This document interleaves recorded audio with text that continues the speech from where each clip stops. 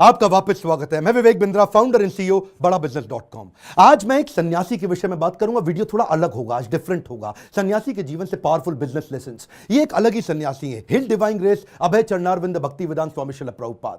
कौन है श्रील प्रभुपाद? ये इस्कॉन के फाउंडर आचार्य हैं। इस्कॉन का नाम तो लगभग पूरी दुनिया ने सुना है, इनका नाम कम लोगों ने सुना है। स्वामी विवेकानंद को तो लोग जानते हैं, लेकिन इनके बारे में कम जानते हैं। आज कुछ ऐसी अद्भुत बातें बताऊंगा, वीडियो से नजर मत हिला दीजिएगा। श्रील प्रभुपाद से आप दुनिया भर के सारे बिजनेस लेसन सीख सकते हैं। आप पंक्चुअलिटी सीखना चाहते हैं, टाइम मैनेजमेंट, लीडरशिप को कैसे तैयार करें, एक इंस्टीट्यूशन को कैसे स्केल करें, बिना पैसे के एक ऑर्गेनाइजेशन को कैसे बिल्ड करें, सस्टेनेबिलिटी कैसे लाएं, प्रोसेस कैसे लेके आए, पीपल स्किल क्या होते हैं, रैपिड एक्सपेंशन, ग्रोथ स्पीड, ये कैसे आता है। बंगाल में इनका जन्म हुआ था 1896 के अंदर, और इनकी माता का देहांत हो गया था जब ये 14 साल के थे, 1910 में। ये स्कॉटिश चर्च कॉलेज गए थे। यूरोपियन लेड एजुकेशन थी, शुरू से ही बहुत तेज थे। अंग्रेजी में इन्होंने पढ़ाई करी, लेकिन इन्होंने डिप्लोमा या डिग्री जो भी थी ब्रिटिश को रिस्पॉन्ड करते वक्त इन्होंने इंडिपेंडेंस मूवमेंट पर उसको लेने से अस्वीकार कर दिया। गांधी के नॉन कोऑपरेशन मूवमेंट में ये बहुत बड़े कॉन्ट्रीब्यूटर रहे। ये कोई शुरू से सन्यासी नहीं थे। प्रयागराज इलाहाबाद में इनका खुद का फार्मेसी का बिजनेस था, पर 1922 में जब अपने गुरु से मिले, इनके गुरु इनको देख के पहचान गए कि श्रील प्रभुपाद की अंग्रेजी तो इतनी अच्छी है कि जब ये अंग्रेजी में बोलेंगे तो अंग्रेज भी डिक्शनरी खोल करके उस समय समझेंगे कि अंग्रेजी में बोल क्या रहे हैं। तभी इन्होंने प्रभुपाद को एक आदेश दिया, क्या तुम मेरे लिए एक काम कर सकते हो? तुम्हारे को शास्त्रों में मन भी लगता है और अंग्रेजी भी अच्छी है, तुम भगवत गीता के ज्ञान को अंग्रेजी भाषा में पूरी दुनिया तक पहुंचाओ, क्योंकि हमारे शास्त्रों को दुनिया में कोई नहीं लेके जा रहा। दुनिया की किताबें हमारे देश में आ रही हैं। श्रील प्रभुपाद ने उनकी इंस्ट्रक्शन को दिल से लगा लिया। गुरु मुख पद्मा वाक्या चित्ते कौरिया ऐक्या, के गुरु के मुख से निकले हुए वाक्यों को चित्त के साथ एक कर लो। अंग्रेजी में भगवत गीता को ट्रांसलेट करना शुरू कर दिया। बैक टू गॉडेड किताब लिखते, भगवत गीता को ट्रांसलेट करते। लैपटॉप टाइपराइटर नहीं हुआ करता था, कंप्यूटर नहीं होता था, मैनुअली लिखते थे। एक साल लगा करके इन्होंने कई पेजेस के अंदर भर करके भगवत गीता को ट्रांसलेट किया। एक दिन फैक्ट्री से वापस आ रहे थे, अपने घर पहुंचे। जब घर पहुंचे तो ढूंढने लगे कागज कहां हैं सारे। इतनी मेहनत की, कागज इनको मिल नहीं रहे थे, बड़े परेशान थे उस समय। अपनी धर्मपत्नी से पूछा कि वो कहां है जो मैंने भगवत गीता ट्रांसलेट करी, तो अचानक इनकी पत्नी ने जो बोला, इनके होश उड़ गए। इनकी पत्नी ने कहा वो सारे तो मैंने कबाड़ी को बेच दिए। बोलो क्यों बेचे? बोला उसके बदले में मैंने चाय खरीद ली, अंग्रेजों ने बताया चाय पीनी चाहिए। प्रभुपाद को बहुत बुरा लगा। अचानक प्रभुपाद ने उनसे पूछ लिया टी और मी। इनकी पत्नी ने बोल दिया टी। उस दिन उन्होंने अपना घर छोड़ दिया, संन्यास लेने की तैयारी करी। वहां से जाकर के उन्होंने फिर से भगवत गीता लिखनी शुरू करी। बाद में ये वृंदावन चले गए, कई साल वृंदावन रहे, भगवत गीता लिखी, उसकी तैयारी करी। ये पहले से जानते थे कि दुनिया का नंबर 1 देश अमेरिका और अमेरिका का नंबर 1 शहर न्यूयॉर्क, तो मैं शुरुआत न्यूयॉर्क से ही करूंगा। थोड़ा इमेजिन करिए, 70 साल का किसी बूढ़े व्यक्ति का चित्र लेके आइए अपने मन में। 70 साल की उम्र में 32 दिन की जहाज की लंबी यात्रा, जिसमें रास्ते में इनको 2 बार हार्ट अटैक आ गया। कुछ केवल साथ में $7 लेके कुछ किताबें लेकर निकल पड़े। वहां कोई इनको जानता नहीं था। ये जानते थे कि मैं अकेला हूं और मैं सब कुछ नहीं कर सकता। मैं सब कुछ नहीं कर सकता इसका मतलब ये थोड़ी कि मैं कुछ भी नहीं कर सकता।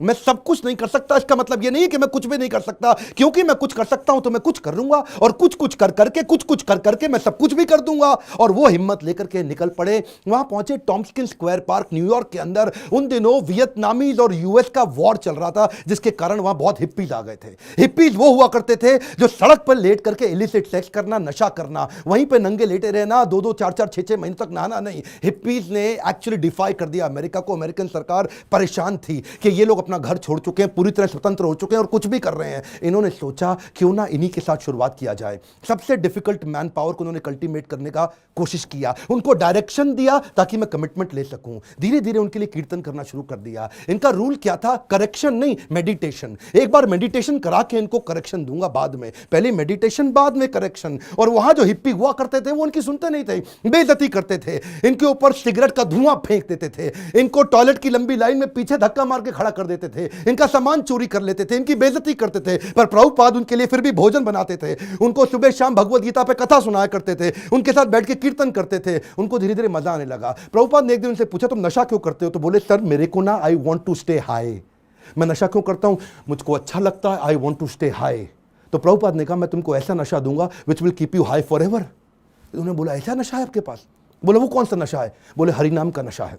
मैं तुमको हरि नाम लेना सिखाऊंगा, मैं तुम्हें भगवत गीता पढ़ना सिखाऊंगा। अगर तुम कृष्ण के आदेशों को समझ पाए तो वो सबसे ऊंचा नशा है। जिसको वो नशा लग गया आध्यात्मिक जीवन का, तो भौतिक जीवन के नशे उसके सामने बहुत छोटे पड़ जाएंगे। धीरे धीरे लोगों ने उनकी बात सुननी शुरू करी। ये लोग अपना घर बार पहले ही छोड़ चुके थे। प्रभुपाद को समझ में आ गया ऐसी मैन पावर जिसका कहीं दुनिया में अटैचमेंट नहीं, उनको कल्टीवेट कर गया तो ये मेरे मूवमेंट को पूरी दुनिया में फैला सकेंगे। ये अंग्रेज है और अंग्रेजों की बात पूरी दुनिया जानती है, इसीलिए हंट द राइनोसरस अगर शिकार करना है तो गेंडे का शिकार करो। प्रभुपाद ने सबसे कठिन मुद्दा उठाया और उसके बाद अमेरिका की सरकार भी प्रभुपाद को धन्यवाद करती थी कि तुमने ऐसे लोगों को नशा छुड़वा दिया। वो सारे हिप्पी हैप्पी बन गए। क्या, कम ऑन, दोबारा सुनिए, हिप्पीज को हैप्पी बना दिया इन्होंने। कैसे हैप्पी बनाया? उनको गुलाब जामुन बना बना के अपने हाथ से खिलाते थे, उनको कथा सुनाते थे और धीरे धीरे उनका हृदय में परिवर्तन आया। और वहीं से प्रभुपाद ने, ये लीडर्स ऑफ लीडिंग लीडर थे प्रभुपाद, मेरी बात सुनिए, एम्पावर करते थे, लीडर्स ऑफ लीडिंग लीडर। इतना विश्वास डाला उनमें, इतना ट्रस्ट डाला उनमें कि उनको बोला यहां से तुम मेरे सारे शिष्य बन चुके हो। 10,000 शिष्य उन्होंने बनाए धीरे धीरे करके यूएस के अंदर। 2 को उन्होंने भेजा यूरोप में, 2 को भेजा अफ्रीका, फिर 2 को ऑस्ट्रेलिया, फिर 2 को रशिया, फिर 2 को इंडिया। ऐसा करते करते उन्होंने सब जगह लोगों को अलग अलग भेजा और बोला अब इस भगवत गीता को तुम लेके जाओ। मैंने तुमको सिखाया, अब तुम दूसरों को सिखाओ। 1965 से 1977 तक लगभग 11-12 साल इन्होंने पूरी तरह अपने आप को झोंक दिया। पैसे की कमी थी इनके पास, सोचा पैसा नहीं है तो अगरबत्ती, पूजा में काम आने वाली अगरबत्ती का बिजनेस इन्होंने अपने शिष्य को करना समझाया। लगभग 3 सालों के अंदर $1 मिलियन का रेवेन्यू आना शुरू हो गया अगरबत्ती के बिजनेस से। किताबें इन्होंने तेजी से लिखनी शुरू कर दी। 5.5 करोड़ किताबें इन्होंने इस दौरान पूरी दुनिया के अंदर बांटी। किताबें बेच करके कुछ फंड रेज किया जिससे इन्होंने मंदिर बनाने का प्रयास किया। अपने शिष्यों को समझाया, उनको सिखाया। वो किताबों को 25 भाषाओं में पूरी दुनिया के अंदर ट्रांसलेट किया। उन दिनों क्या हुआ, सब लोग, अंग्रेज लोग पूरी दुनिया में इनको देख रहे थे। ये कौन इंडियन सन्यासी आया है जिसने भगवत गीता, कृष्ण अर्जुन, जिसकी कोई जानकारी नहीं किसी को, लेकिन गोरे काले हर धर्म के लोग सीखने लग गए। ये रिलीजन से आगे लेकर के चले गए। इन्होंने कहा रिलीजन नहीं, मैं स्पिरिचुअलिटी की बात कर रहा हूं। उसी दौरान एक रिपोर्टर इनके पास आया, बोला Swami ji, India has a factory of producing God. Every weekend a God comes from India and says that I will make you God, start funding me, come on. तो स्वामी जी हैरान हो गए। बोला Swami ji, are you also God? क्या स्वामी जी तुम भी भगवान हो? तो प्रभुपाद ने बोला नहीं नहीं, मैं भगवान नहीं हूं, मैं भगवान का नौकर हूं।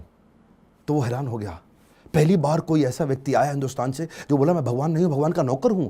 तो प्रभुपाद ने बोला नहीं, मुझसे गलती हो गई, मैं भगवान का नौकर भी नहीं हूं, मैं भगवान का नौकर बनने का प्रयास कर रहा हूं। I am all a servant of God, but it is for you to recognize. सारे अमेरिका के अंदर अखबारों में छप गया कि पहली बारी कोई ऐसा इंडियन आया जो बताता है I am trying to become servant of God, I am not God. उन्हीं दिनों हेनरी फोर्ड के पोते एल्फ्रेड फोर्ड इनसे मिलने के लिए आए।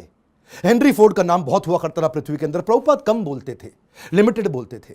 जब एल्फ्रेड फोर्ड इनसे मिलने आए तो प्रभुपाद ने केवल उनसे एक ही क्वेश्चन पूछा, where is Henry Ford now? अब हेनरी फोर्ड जीवित नहीं थे, बस केवल उनकी आंखों में आंख डाल के प्रश्न पूछा।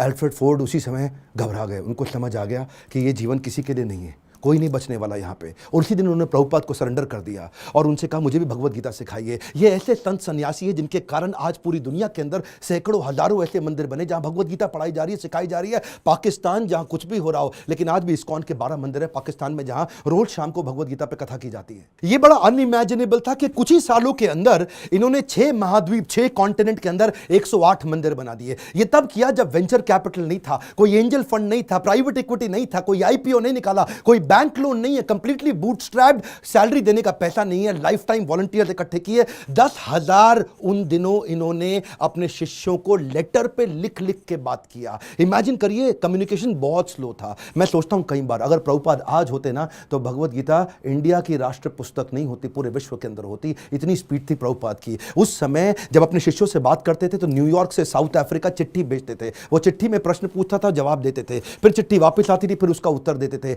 इमेजिन करिए 10,000 ऐसे लेटर लिखे इन्होंने, कितना समय की कमी रहा होगा। इनके इतने सारे philosophical issues, managerial issues, personal issues, professional issues, सब पे गाइड किया करते थे। व्हाट्सएप नहीं था, कम्युनिकेशन नहीं था, वहां पे फ्लाइट तेज नहीं जाती थी। बावजूद उसके इन्होंने 12 साल के अंदर 15 बार पूरी पृथ्वी का भ्रमण किया। एक बात समझिए, sales is not about selling, it is about building trust in education. Building trust in education. विश्वास बढ़ाओ, एजुकेट करो, विश्वास बढ़ाओ, एजुकेट करो। दुनिया भर में इतना विश्वास बढ़ा दिया, एजुकेशन बढ़ा दिया भगवत गीता के बारे में कि बीटल्स, जो उस समय बहुत फेमस हुआ करता था, बीटल्स के जॉर्ज हैरिसन ने अपना 70 एकड़ का फार्म वॉटफोर्ड में लंदन के नजदीक इनको डोनेट कर दिया। वो उनका शिष्य बन गया और अपने रॉकस्टार गानों के साथ साथ कीर्तन करने लग गया, हरे कृष्णा। उन्हीं दिनों प्रभुपाद जी साथ साथ इतनी किताबें लिखना चाहते थे, जानते थे मैं बूढ़ा हो गया हूं, सारी चीजें लिख के चला जाऊं ताकि लोग उसको आसानी से फॉलो कर सकें। उन्होंने खुद से लिखना बंद कर दिया, डिक्टाफोन ले लिया।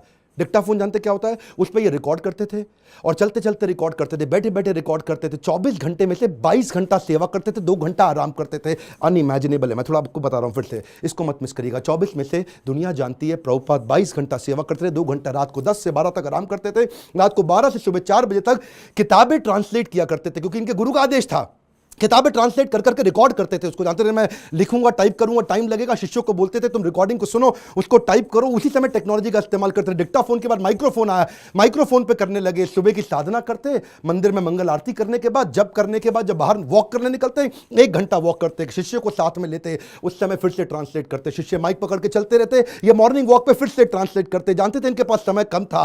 प्रभुपाद ने अपने 12 साल के अंदर वो काम किया जो कि बिल्कुल अकल्पनीय है। इसमें मैं आपको एक बात सिखाना चाहता हूं, इसको बोलते हैं EFA, elephantine focused advantage. Elephantine focused advantage, इसको बोलते हैं अव्यर्थ कालत्वम। संस्कृत का शब्द है अव्यर्थ कालत्वम, यानी कि इतना सा भी समय वेस्ट नहीं करना, ऑब्सेसिव अटेंशन टू डिटेल। और इसको क्या कहते हैं OAD, obsessive attention to detail. हाथी के बराबर हाथी शब्द इस्तेमाल किया गया, एलिफेंटाइन फोकस, क्योंकि लगना चाहिए आपको बहुत भयंकर फोकस है ये। मेरा एक दोस्त है, वो मुझे क्या कहता है कि यार विवेक, मेरे को 12 साल लग गए एक फैक्ट्री को 2 फैक्ट्री बनाने में। सुनिएगा, 12 साल लगे एक फैक्ट्री को 2 फैक्ट्री बनाने में, जिसमें मैंने बहुत पैसा लगाया। प्रभुपाद बिना पैसे के एक मंदिर को 108 मंदिर बना दिया 12 साल के अंदर। ये किया कैसे? बिना तनख्वाह दिए। मैं इतनी तनख्वाह दे रहा हूं, लोग काम नहीं कर रहे, ये बिना तनख्वाह के लोगों से इतना काम करा लेते हैं। इसी को बोलते हैं कि वैकुंठ से जब व्यक्ति आता है और ऐसी लीडरशिप बिल्ड करता है, ऐसी लीडरशिप वाला व्यक्ति इतना एम्पावर कर देगा कि एक ऑर्डिनरी आदमी से एक्स्ट्रा ऑर्डिनरी काम करा जाएगा। जब जेब में पैसा हो तो स्पीड आ जाती है। सुनिएगा ध्यान से, जब जेब में पैसा हो तो स्पीड तो आ ही जाती है, लेकिन प्रभुपाद की जेब में पैसा नहीं था। ये थोड़ा सा अनइमेजिनेबल केस स्टडी है कि लो कॉस्ट हाई स्पीड। सुनिएगा ध्यान से, बिना पैसा लगाए लो कॉस्ट पे हाई स्पीड कैसे बिल्ड करें? इसका तरीका क्या है? अर्जेंसी और पीपल स्किल। प्रभुपाद अद्भुत व्यक्ति थे। अर्जेंसी और पीपल स्किल, शिष्य तंग करते थे, शिष्य गलतियां करते थे, प्रभुपाद टॉलरेट करते थे पीपल स्किल के साथ में। शिष्य इनको बहुत दुखी करते थे, प्रभुपाद टॉलरेट करते थे पीपल स्किल के साथ में। स्पीड बनाए रखी पीपल स्किल के साथ में। लोग दुखी भी नहीं होते थे, स्ट्रेस भी नहीं होते थे, क्योंकि प्रभुपाद प्रेम इतना देते थे। उनका प्रेम एक समुद्र की तरह था। श्री गुरु करुणा सिंधु, ऐसा करुणा का सिंधु सागर थे ये। इन्होंने एक बार जब ये अपने शिष्यों को लेकर के रथ यात्रा ज्वाइन करने गए जगन्नाथपुरी के अंदर, तो वहां पे मंदिर के अंदर अंग्रेजों को जाना मना है। हिंदू मंदिर है, वो कहते हैं अंग्रेज को, लोगों को हम नहीं, क्रिश्चियंस को अंदर जाने देंगे। प्रभुपाद ने बोला अगर तुम मुझे जगन्नाथ जी के दर्शन करने नहीं जाने दोगे, मैं जगन्नाथ जी को पूरी दुनिया में ले जाऊंगा। उसके बाद उन्होंने रथ यात्रा करनी शुरू करी और वहां से पूरी दुनिया में रथ यात्रा का प्रचलन चालू हो गया। प्रभुपाद वो पहले व्यक्ति थे जिन्होंने आज पूरी पृथ्वी पर रथ यात्रा और जगन्नाथ जी के दर्शन कराने शुरू किए। यहां पे ये रुके नहीं, इसके बाद उन्होंने सोशल और चैरिटेबल काम भी किए। World largest vegetarian food relief programme शुरू किया जिसका नाम है food for life. Sunday feast, ये दुनिया भर के अंदर हजारों मंदिरों के अंदर रोज शाम को हजारों लोगों को फ्री में खाना बढ़ता है। इंडिया में मिड डे मील की स्कीम को एक्वायर कर लिया उन्होंने, सरकार की स्कीम को इस्कॉन ने। क्या किया आज आपको जान के हैरानी होगी, बुद्धि चकरा जाएगी। 14 लाख गरीब बच्चों को रोज मिड डे मील का भोजन आज इस्कॉन अपने मंदिर से बना करके भेजता है। Can you imagine? 14 लाख बच्चों को कभी अपने आप को पॉपुलराइज नहीं किया, कभी अपनी इन्होंने गाथा नहीं गाई, कभी अपने आप को भगवान नहीं बताया, कभी अपने आप को अपनी तारीफ नहीं करी, अपनी सेवाओं को आगे रखा और बिना प्रमोशन के किसी को कभी प्रमोट नहीं किया। जानते हैं अमेरिका के अंदर भी आपको तो मालूम है स्टीव जॉब्स का स्टैनफोर्ड यूनिवर्सिटी का वो लेक्चर, जहां पे उसने खुद ही माना था कि मैं रोज, मेरे पास पैसा नहीं हुआ करता था, एक खाना खाने के लिए एक बार का 7 मील पैदल चल के हरे कृष्णा मूवमेंट पे फ्री का खाना खा के आया करता था। I would walk the 7 miles across town every Sunday night to get one good meal a week at the Hare Krishna temple. वैसे एक बात बताऊं, सुषमा स्वराज बोल बोल के थक गई थी कि भगवत गीता को राष्ट्रीय पुस्तक घोषित कर दो, श्रीमद् भगवत गीता को राष्ट्रीय पुस्तक घोषित किया जाए। आज ये प्रभुपाद के चलते न्यू जर्सी की सेटन हॉल यूनिवर्सिटी के अंदर भगवत गीता को कंपलसरी कर दिया। हरे कृष्णा मूवमेंट से भगवत गीता को लेके कैम्ब्रिज इंटरनेशनल यूनिवर्सिटी यूके के अंदर 2020 से वहां पे भी किताबें कंपलसरी कर दी कि भगवत गीता सिखानी चाहिए। क्यों? क्योंकि ये आपको वैल्यूज देंगी, मोरालिटी देंगी, कैरेक्टर देंगी, एथिक्स देंगी, प्रिंसिपल देंगे, ताकि आप एक इंसान को मजबूत बना सको। बहरहाल उनके पास समय कम था। 1977 में जब वो शरीर छोड़ने वाले थे, उनका वजन आधा हो चुका था, इतने पतले, इतने कमजोर हो चुके थे कि उनके शरीर पे स्किन बची नहीं, हड्डियां और नसें बची थी। जब डॉक्टर भी मिलना आता था ना, उसकी भी बुद्धि चकरा जाती थी कि मैं कैसे दबाऊं, कहीं ऐसे नसों से हड्डी में लुक चुप के दर्द ना होने लग जाए इनको। शिष्य लोग आसपास देखते थे डॉक्टर का मुंह कितना इंच खुला हुआ है, ऐसा ऐसा। डॉक्टर हैरान होता था, इंच नापते थे ऐसा कि ये कैसा व्यक्ति कर रहे हैं ये। इस समय कॉन्शियसनेस को बिल्ड करना पॉसिबल ही नहीं है। प्रभुपाद के सारे ऑर्गन्स काम करना बंद कर चुके थे, उनकी उम्र बहुत ज्यादा हो चुकी थी, लेकिन उस समय डेथ बेड पे, क्षमा चाहता हूं गलत शब्द यूज कर रहा हूं, ऐसे लोगों की कभी डेथ नहीं होती, लेकिन उस समय उस बिस्तरे पे भी लेट करके प्रभुपाद शरीर छोड़ने से पहले भी ट्रांसलेट कर रहे हैं भागवतम को कि मेरे जाने से पहले मैं अपने गुरु के आदेश को पूरा करके जाऊं।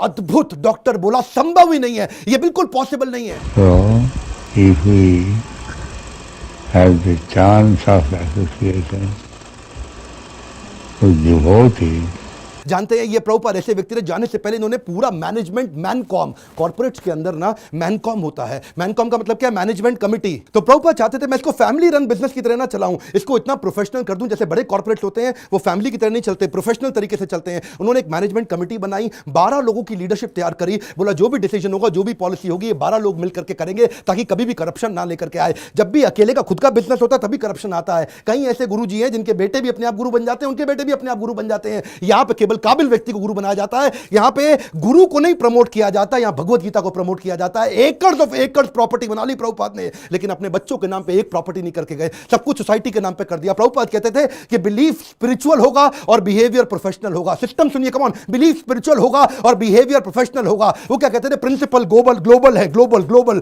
प्रिंसिपल पूरी दुनिया में एक जैसे होंगे, लेकिन रिसोर्सेज लोकल होंगे। अगर आपको पैसा चाहिए तो लोकल जगह से रेज करो, लोकल जगह पे खर्च करो। पैसा ना इस देश से उस देश जाएगा, ना उस देश से इस देश आएगा। प्रिंसिपल ग्लोबल होंगे और खर्चा रिसोर्सेज लोकल होंगे। यही मैं आपको बताना चाहता हूं। अगर इस प्रकार की लीडरशिप आप बिल्ड कर सके तो आपको जिंदगी के अंदर इसके लिए लीडरशिप क्वालिटी चाहिए, और वही मैं सिखाता हूं अपने प्रोग्राम्स के अंदर। इसको बोलते हैं लीडर, जिससे आप सारे स्पिरिचुअल भी और बिजनेस भी सारे लेसन एक साल ले सकते हो। रियल लीडरशिप वीडियो को डाउनलोड व्हाट्सएप पे करके पूरे देश में पहुंचाइए। स्वामी विवेकानंद को जानते हैं, श्रील प्रभुपाद को भी पहुंचाएंगे पूरी दुनिया के अंदर। भारत रत्न मिलना चाहिए ऐसे व्यक्ति को, ये मेरी आपसे प्रार्थना है। बहुत सीरियस हूं मैं आज, मैं अपने दिल से बोल रहा हूं। सारे व्हाट्सएप ग्रुप में, सारे फेसबुक ग्रुप में, अपने यूट्यूब चैनल पे इस वीडियो को निकाल के अपलोड करिए, पूरी दुनिया में पहुंचाइए।